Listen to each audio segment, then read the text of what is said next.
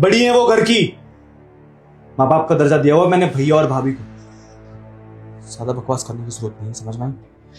चुपचाप माफी मांगो इनसे। मैं और वो भी इनसे माफी मांगूंगी। तुम्हारा दिमाग खराब है क्या? मेरी इंसल्ट कर रहे हो इनके सामने? क्या तुम्हारे ना बहुत ज्यादा पर निकल आए आप। अरे आज तक मैंने उनसे ऊंची आवाज में बात नहीं की और तुम उनसे इतनी ऊंची आवाज में बात कर रही हो, चिल्ला रही हो, बदतमीजी कर रही हो। आज तक तो तुमने कभी ऐसे नहीं किया। पता नहीं कैसी सोसाइटी में बैठती हो, मुझे समझ ही नहीं आ रही है बात। काम करो, अपने कमरे में जाओ। पर मुझे पार्टी में जाना। अरे भाड़ में गई तुम्हारी पार्टी। मुझसे अगर रिश्ता रखना है तो अपने कमरे में जाओ दीक्षा, नहीं तो मुझसे बुरा कोई नहीं होगा। जाओ।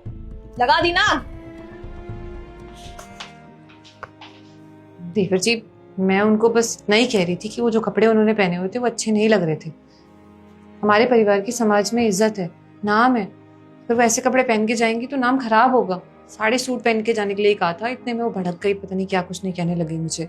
आप प्लीज उन्हें जाके समझाइए, मेरा कोई गलत इंटेंशन नहीं था और मैं कभी भी उनकी फ्रीडम नहीं छीनना चाहती हूँ, किसी चीज़ पर रोक टोक नहीं लगाना चाहती। बट हमारे घर के कुछ रूल्स हैं जो उन्हें फॉलो करने पड़ेंगे, क्योंकि वो अब इस घर की बहू है, अनमैरिड नहीं है वो। जानता हूँ भाभी, तभी मैंने आपका साइड लिया। अब अपनी जगह गलत नहीं है, मैं समझाता हूँ उसको और मैं वादा करता हूँ कि आपसे माफ़ी मांगेगी। देखिए, दिल की बुरी वो भी नहीं है, बस थोड़ा सा सोसाइटी उसकी ऐसी है कि उसे पता ही नहीं कि परिवार किस तरह से चलाया जाता है। अगर एक बार प्यार से समझाऊंगा तो शायद समझ जाएगी, क्योंकि उसकी तरफ से मैं आपसे माफ़ी चाहता हूँ। कोई बात नहीं। और प्लीज़ भैया को मत बताइएगा इसे। डोंट वरी, नहीं बताऊंगी। मैं बात करता हूँ उससे। दिशा, क्या कहने आए हो अब? देखो, तुम्हें भाभी से इस तरह से बदतमीजी नहीं करनी चाहिए। देखो सन्नी, मैंने कोई बदतमीजी नहीं की है यार। जस्ट कपड़े पहन के, शॉर्ट ड्रेस ही तो है और क्या।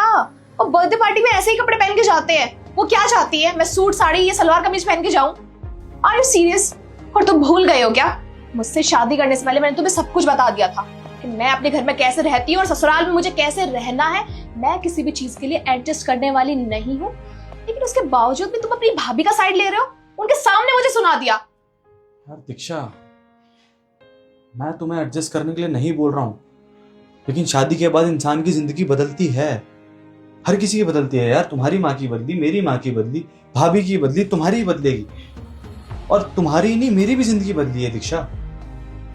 मुझे एक बात बताओ, तुम अगर एडजस्ट करोगी तो मैं एडजस्ट नहीं कर रहा। भाभी से पूछना मेरे बारे में। ऑफिस से आने के बाद सीधा दोस्तों से मिलने निकल जाता था, आने का